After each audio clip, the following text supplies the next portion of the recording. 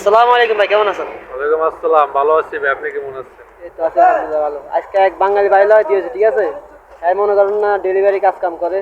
তো আজকে হ্যাঁ তো জানবো কি আসে বিষয়, ডেলিভারি আসলে কি হাল অবস্থা ভাই কোন?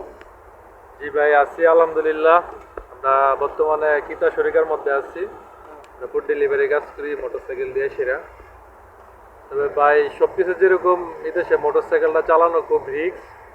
বিদেশে রাস্তার মধ্যে আপনি প্রাইভেট কার সৌদিরা খুব স্পিডে গাড়ি চালা, প্রত্যেকটা সেকেন্ড খুব রিস্কের মধ্যে থাকতে হয়। দেখি শুনে ঠিক চালাবো আছে, খুব দেখে শুনে চালাইতে হয়। এমনকি স্যালারির দিক দিয়ে এখন সুবিধা নাই, আপনার কোম্পানি মিন্না মিন্না করে ঠিক মতো স্যালারি দেয় না। স্যালারি বললা সে 2000, কিন্তু স্যালারি দিয়ে দেখা গেল মাসে 500 রিয়ালও থাকে না। এখন এটা আমাদের আলগা ইনকাম তো আসেনি নাকি? না না, এটার মধ্যে কোনো আলগা ইনকাম নাই ভাই। ঠিক আছে, যারা আসবেন যদি এটা ভাই আসেন যে আমি এটার মধ্যে এসে আলগা ইনকাম করবো, বেশি টাকা পাঠামো, এটা ভাই সম্পূর্ণ ভুল। ঠিক আছে, হ্যাঁ, যদি বিদেশে আসেন, ভালো সৌদি আরব আসেন, তবে আপনি ফুড ডেলিভারিতে আসেন কিন্তু মোটরসাইকেল আইসেন।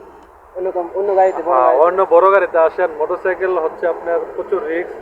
আপনার দৈনিক আমরা যারা মোটরসাইকেল দিয়ে ফুড ডেলিভারি কাজ করি এরা মারা যাইতেছে, অ্যাক্সিডেন্ট করতেছে অনেক লোক, হ্যাঁ? অনেক লোক। এমনকি আমরা শরীরের মধ্যে 2 দিন পুরোপুরি অ্যাক্সিডেন্ট করে হাত ভেঙে যেতেছে, পা ভেঙে যেতেছে, অনেকে মারা যাইতেছে।